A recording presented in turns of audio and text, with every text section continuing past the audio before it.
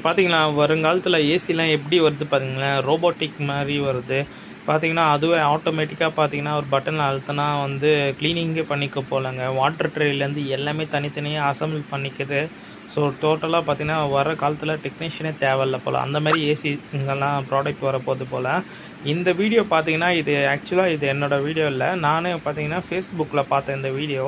இது வந்து பார்த்தீங்கன்னா துபாயா சைனாவா தெரில. ஸோ அந்த கண்ட்ரியில் வந்து இது லான்ச் பண்ணியிருக்காங்க போல். ஸோ டெமோக்காக அவங்க போட்டிருக்காங்க. சூப்பராக இருக்குங்க உண்மையாக. இந்தமாரி ஏசிலாம் வந்துச்சுன்னா, ஆனால் நாளைக்கு ஃபால்ட்டுன்னு வரும்போது ஸோ ரோபோட்டிக் சிஸ்டம் மாதிரி இருக்குது. ஸோ இதெல்லாம் ஃபால்ட்டுன்னு வந்துன்னா கண்டிப்பாக வந்து காசு வந்து அதிகபட்சம் ஆகும் நான் நினைக்கிறேன். ஸோ நீங்கள் என்ன நினைக்கிறேன் கமெண்ட் பண்ணுங்கள்.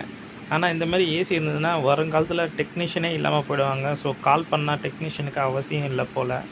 இது ஒரு புதுவிதமாக இருக்குது ஏசி. ஸோ லைக் பண்ணி பாருங்கள்.